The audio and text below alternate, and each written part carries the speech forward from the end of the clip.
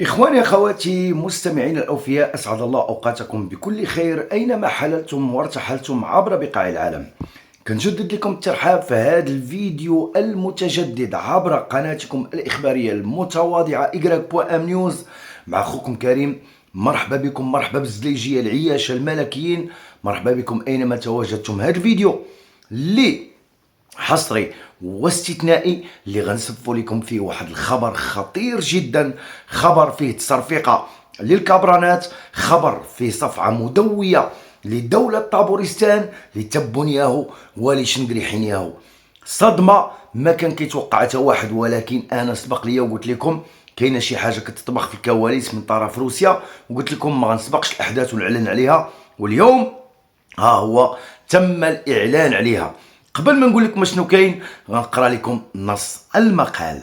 في تطور لافت لموقف بلاده تجاه النزاع حول الصحراء المغربية، أكد وزير الخارجية الروسي سيرجي لافروف اليوم الاثنين أن موسكو مستعدة للترحيب بمخطط الحكم الذاتي الذي قدمه المغرب لتسوية هذا النزاع ومباركته باعتباره أحد أشكال تقرير المصير، شريطة أن يتم ذلك عبر اتفاق جميع الأطراف وتحت إشراف أممي. وأكد لافروف الذي كان يتحدث في لقاء صحفي عقده مع ممثلي وسائل الإعلام من الدول العربية في موسكو أن الموقف الروسي تجاه قضية الصحراء يرتكز على قرارات الأمم المتحدة ذات الصلة، مشيرا إلى أن بلاده تدعم تقرير المصير عبر الجلوس إلى طاولة الحوار وليس من خلال إجراءات أحادية حسب تعبيره. وأضاف رئيس الدبلوماسية الروسية أن قضية النزاع حول الصحراء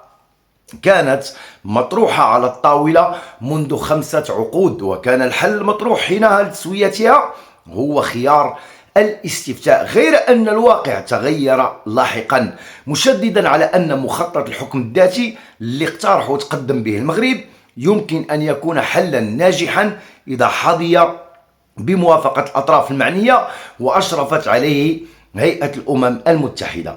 واعتبر لافروف أن قرارات مجلس الأمن الدولي هي الإطار المتوفر حاليا لمناقشة تسوية هذا النزاع، وإذا صدر قرار أممي جديد قد يستند إلى أطر أخرى للتسوية فسنكون مستعدين لمناقشة هذه الأطر إذا حظيت بموافقة جميع الأطراف المعنية.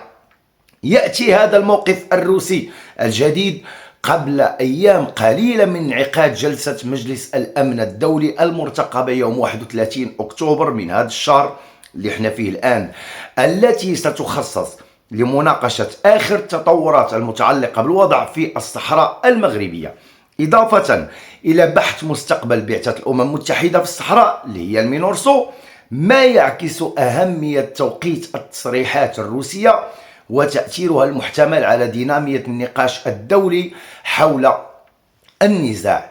وتعد روسيا والصين الدولتين العضوين الدائمين في مجلس الأمن اللتين لم تعبرا حتى الآن عن دعمهما الصريح لمقترح الحكم الذاتي في الصحراء المغربية كأساس وحيد لطي صفحة هذا النزاع الإقليمي، عكس واشنطن ولندن وباريس. ورغم ذلك فالبلدان مرشحان لدعم موقف المغرب مستقبلا بالنظر إلى العلاقات الجيدة اللي كتربط المغرب بروسيا وعدم تدخله في الحرب في أوكرانيا أو الانحياز للغرب، والتزام الرباط بمبدأ الصين الوحيدة والواحدة. إذا إخواني أخواتي، كيف سبق لي قلت لكم روسيا جالسة كتطبخ شي حاجة تحت الطاولة مع المملكة المغربية، وقلت لكم ما نقدرش نعلن على شي حاجة الآن حتى يتم الإعلان عليها باش ما نسبقوش الأحداث. هذا هو الخبر اللي كانت توصلت به وما كنتش متأكد منه 100%. روسيا كتقول المملكة المغربية أنها مستعدة لدعم الحكم الذاتي في الصحراء المغربية كمقترح وحيد، وفي نفس الوقت اللي هو الحكم الذاتي كتعتبر أحد حلول تقرير المصير ونوع من تقرير المصير إلى اتفقوا عليه الأطراف وإلى اتفقت عليه الأمم المتحدة وباقي دول العالم.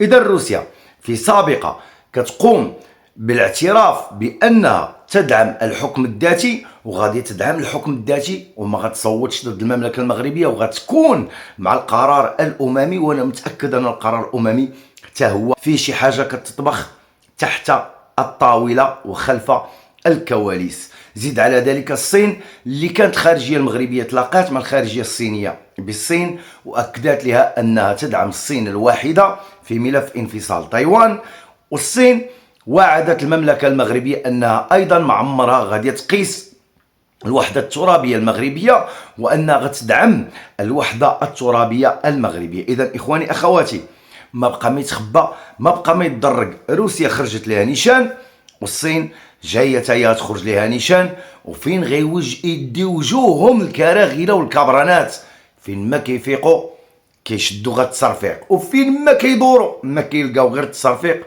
وسرهم غير التصرفيق. حيت هذه قضيه عادله، هذه قضيتنا، صحراؤنا المغربيه. المغرب في صحرائه والصحراء في مغربها الى ان يرث الله الارض ومن عليها. الخوت درت هذا الفيديو باش نزف لكم هذا الخبر اللي كيتعلق بروسيا اللي صافي ما بقى ليها والو وغتجي تلتحق بالركب وغتكون معنا وليست ضدنا في التصويت داخل الامم المتحده. اخوان، غنقول لكم جئنا على نهايه هذا الفيديو، نتلاقاو في المباشر بالليل باش نتكلموا على التفاصيل ومجموعه من الاخبار والمستجدات الاخرى اللي كتتعلق ببلدنا وبالصحراء المغربيه، وبيان سور ما يخص شيء فيما يتعلق بالكابرانات. نقول لكم دمتم في رعايه الله وعلى شعار الله الوطن الملك. عاش الملك، عاش المغرب، عاشت المملكه المغربيه، وعشتم انتم المغاربه، والصحراء الشرقيه والغربيه مغربيتان ولا غالب الا الله. دمتم في رعايه الله، والسلام عليكم ورحمه الله تعالى وبركاته.